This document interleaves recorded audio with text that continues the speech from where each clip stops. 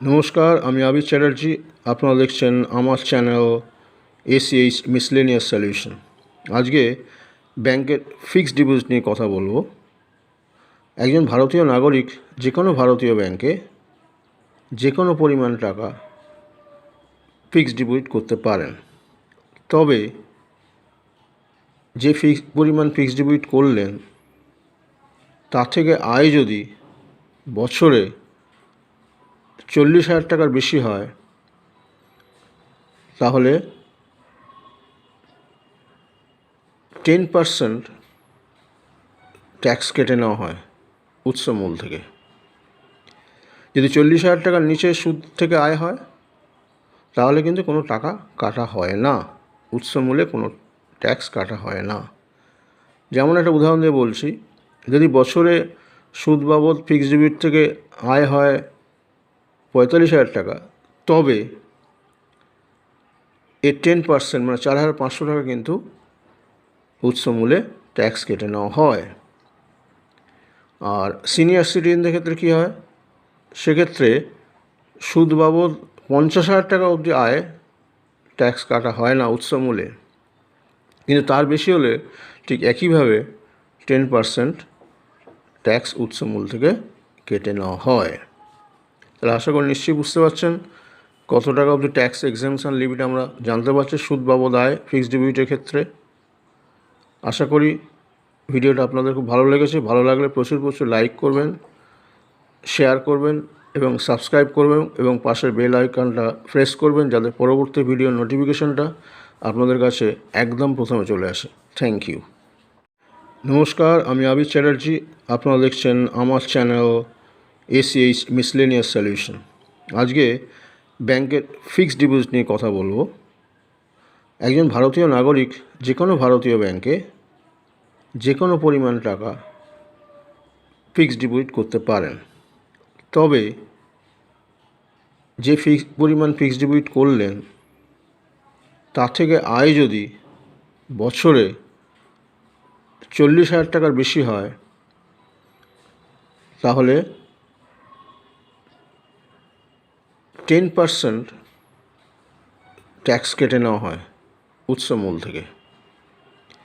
যদি 40,000 টাকার নিচে সুদ থেকে আয় হয় তাহলে কিন্তু কোনো টাকা কাটা হয় না, উৎসমূলে কোনো ট্যাক্স কাটা হয় না। যেমন একটা উদাহরণ দিয়ে বলছি, যদি বছরে সুদ বাবদ ফিক্সড ডিপোজিট থেকে আয় হয় 45,000 টাকা, তবে এর 10% মানে 4,500 টাকা কিন্তু উৎসমূলে ট্যাক্স কেটে নেওয়া হয়।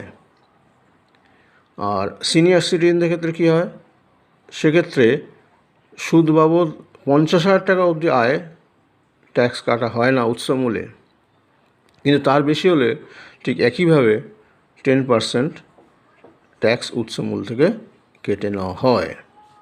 তাহলে আশা করি নিশ্চয়ই বুঝতে পারছেন কত টাকা অবধি ট্যাক্স এক্সামশন লিমিট আমরা জানতে পারছি সুদ বাবদ আয় ফিক্সড ডিপোজিটের ক্ষেত্রে। আশা করি ভিডিওটা আপনাদের খুব ভালো লেগেছে। ভালো লাগলে প্রচুর লাইক করবেন, শেয়ার করবেন এবং সাবস্ক্রাইব করবেন এবং পাশের বেল আইকনটা প্রেস করবেন যাতে পরবর্তী ভিডিওর নোটিফিকেশনটা আপনাদের কাছে একদম প্রথমে চলে আসে। Thank you. নমস্কার, আমি আবির চ্যাটার্জি। আপনারা দেখছেন আমার চ্যানেল ACH মিসলেনিয়াস সলিউশন।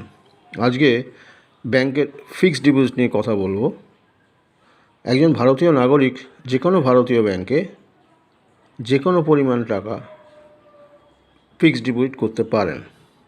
তবে যে পরিমাণ ফিক্সড ডিপোজিট করলেন তার থেকে আয় যদি বছরে 40,000 টাকার বেশি হয় তাহলে 10% ট্যাক্স কেটে নেওয়া হয় উৎসমূল থেকে। যদি 40,000 টাকার নিচে সুদ থেকে আয় হয় তাহলে কিন্তু কোনো টাকা কাটা হয় না, উৎসমূলে কোনো ট্যাক্স কাটা হয় না। যেমন একটা উদাহরণ দিয়ে বলছি, যদি বছরে সুদ বাবদ ফিক্সড ডিপোজিট থেকে আয় হয় 45,000 টাকা, তবে এর 10% মানে 4,500 টাকা কিন্তু উৎসমূলে ট্যাক্স কেটে নেওয়া হয়।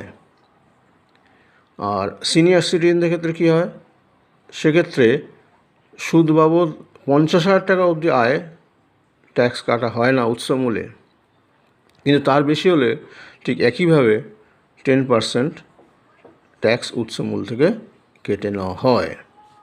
তাহলে আশা করি নিশ্চয়ই বুঝতে পারছেন কত টাকা অবধি ট্যাক্স এক্সামশন লিমিট আমরা জানতে পারছি সুদ বাবদ আয় ফিক্সড ডিপোজিটের ক্ষেত্রে।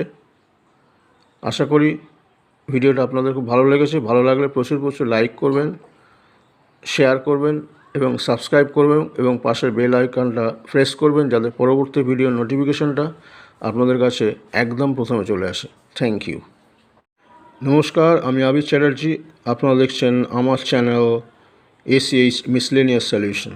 আজকে ব্যাংকের ফিক্সড ডিপোজিট নিয়ে কথা বলবো। একজন ভারতীয় নাগরিক যে কোনো ভারতীয় ব্যাংকে যে কোনো পরিমাণ টাকা ফিক্সড ডিপোজিট করতে পারেন, তবে যে পরিমাণ ফিক্সড ডিপোজিট করলেন তার থেকে আয় যদি বছরে 40,000 টাকার বেশি হয় তাহলে 10% ট্যাক্স কেটে নেওয়া হয় উৎসমূল থেকে। যদি 40,000 টাকার নিচে সুদ থেকে আয় হয় তাহলে কিন্তু কোনো টাকা কাটা হয় না, উৎসমূলে কোনো ট্যাক্স কাটা হয় না। যেমন একটা উদাহরণ দিয়ে বলছি, যদি বছরে সুদ বাবদ ফিক্সড ডিপোজিট থেকে আয় হয় 45,000 টাকা, তবে এর 10% মানে 4,500 টাকা কিন্তু উৎসমূলে ট্যাক্স কেটে নেওয়া হয়। আর সিনিয়র সিটিজেনদের ক্ষেত্রে কী হয়, সেক্ষেত্রে সুদ বাবদ 50,000 টাকা অবধি আয় ট্যাক্স কাটা হয় না উৎসমূলে, কিন্তু তার বেশি হলে ঠিক একইভাবে 10% ট্যাক্স উৎসমূল থেকে কেটে নেওয়া হয়। তাহলে আশা করি নিশ্চয়ই বুঝতে পারছেন কত টাকা অবধি ট্যাক্স এক্সামশন লিমিট আমরা জানতে পারছি সুদ বাবদ আয় ফিক্সড ডিপোজিটের ক্ষেত্রে।